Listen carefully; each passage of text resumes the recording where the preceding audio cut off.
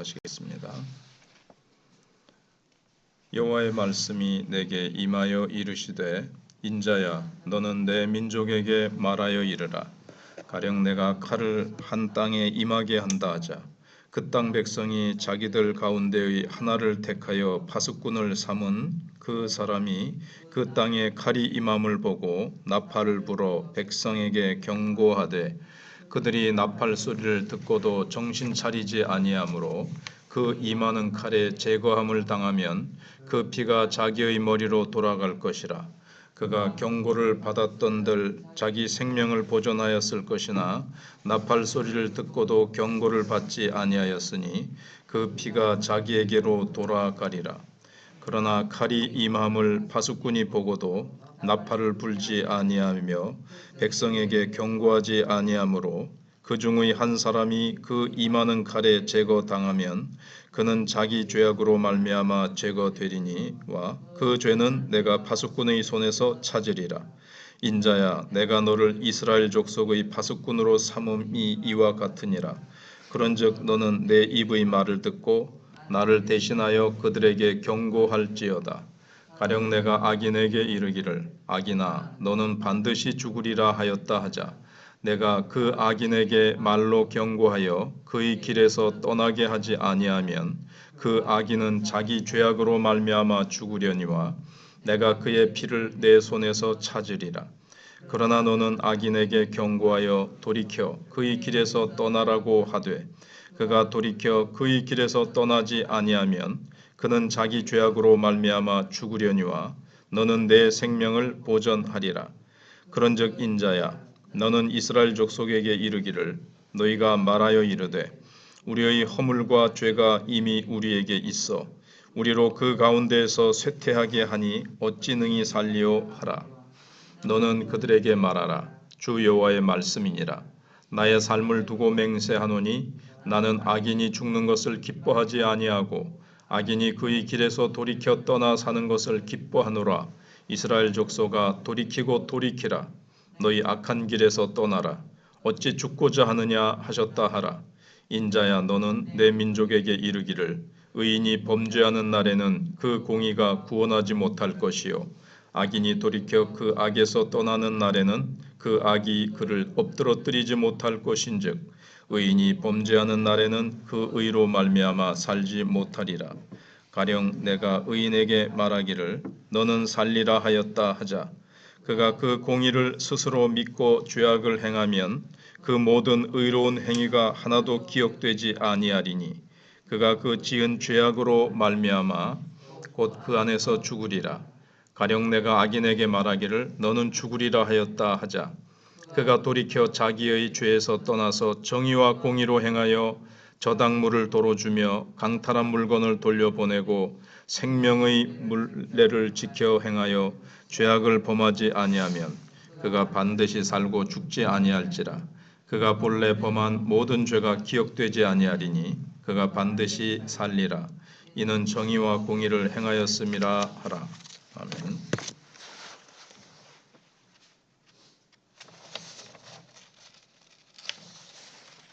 에스겔 33장 1절부터 16절까지는 파수꾼의 사명과 책임을 재확인합니다.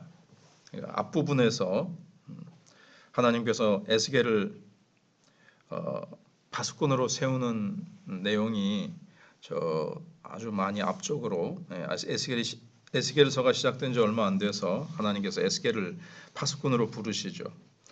그리고 나서 이제 쭉 그들의 죄, 그 다음에 이스라엘 유다 주변의 나라의 죄에 대해서 쭉 말씀하시다가 다시 에스겔에게 파수꾼의 그 사명, 책임 이것을 재확인하고 계십니다.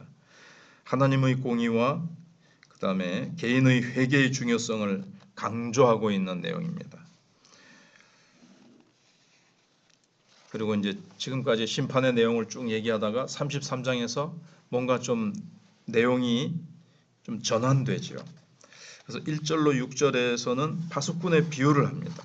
그러니까 전쟁이 일어났을 때 파수꾼이 적군이 쳐들어오는 것을 백성들에게 알리면 파수꾼은 책임을 다하는 겁니다. 근데 적군이 쳐들어오는 것을 보고도 알리지 않아서 백성들이 죽게 되어지면 그 책임은 파수꾼에게 있다. 예, 이것을 말씀해주고 있는 겁니다. 그래서 파수꾼이 칼이 임하는 것을 보고도 나팔을 불지 않아서 백성이 경고를 받지 못하고 죽는다면 그 백성은 자기 죄악으로 죽겠지만 그들의 피값은 파수꾼의 손에서 찾으실 것이다. 이렇게 6절에 말씀하고 있습니다.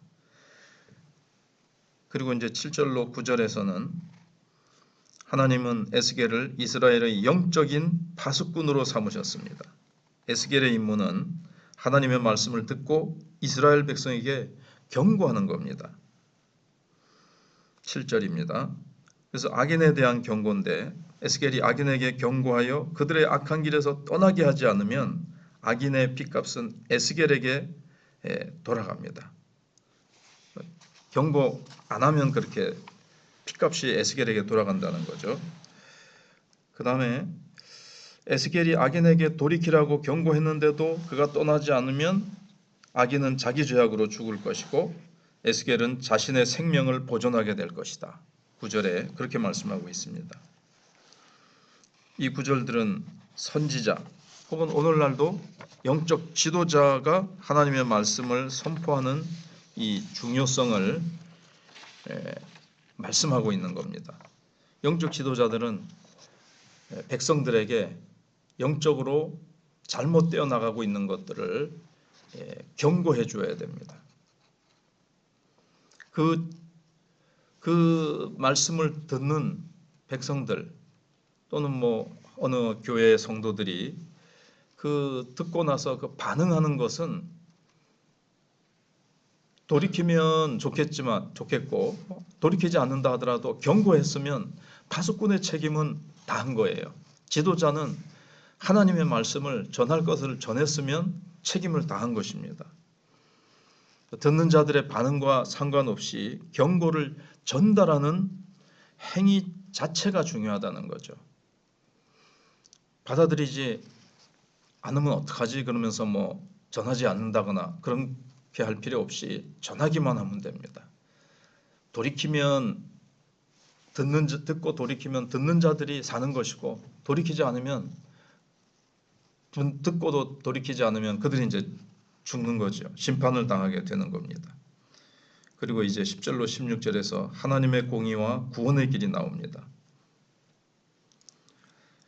이 부분은 포로된 이스라엘 백성들의 이 절망적인 인식에 대한 하나님의 응답입니다.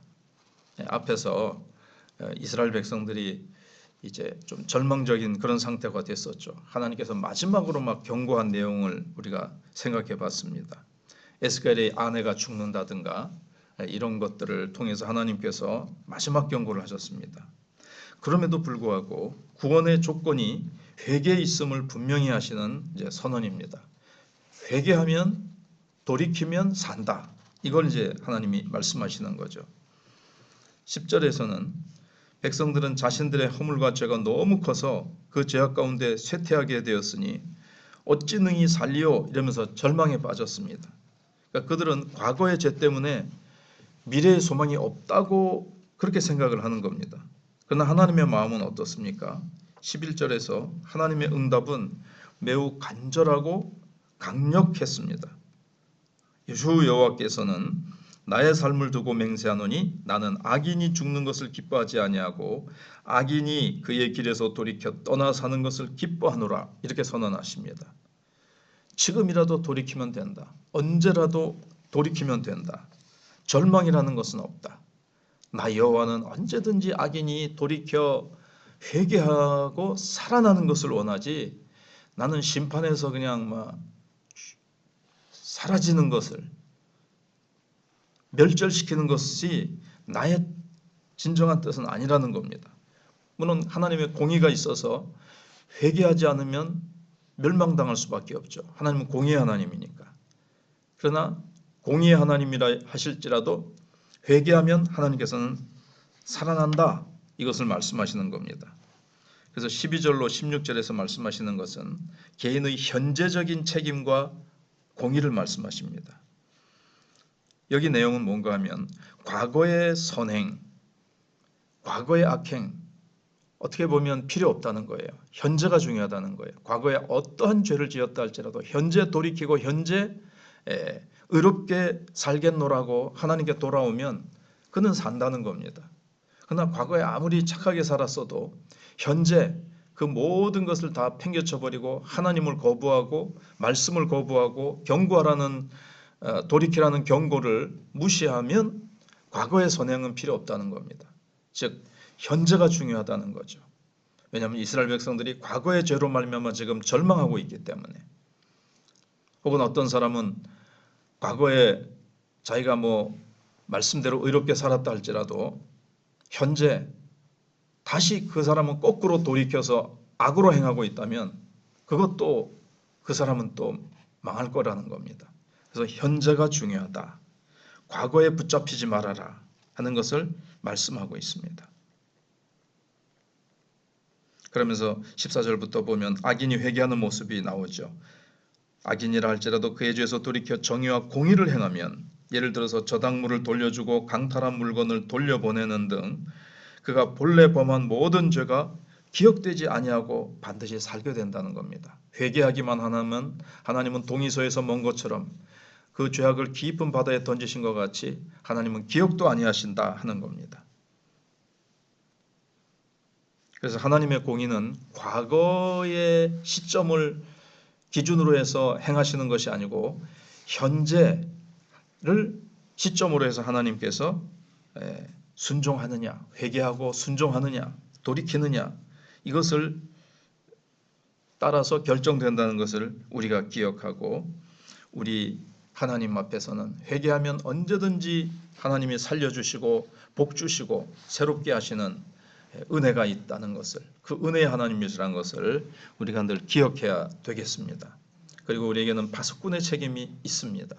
듣든지 아니 듣든지, 돌이키든지 아니 돌이키든지 그것은 그들의 책임이고, 우리는 전하기만 하면 된다는 우리의 책임을, 우리의 사명을 잘 기억하고 우리가 기회 있을 때마다 복음을 전하고 하나님께로 돌아오라고 우리가 외치는 우리가 파수꾼이 되어야 되겠습니다. 기도하겠습니다.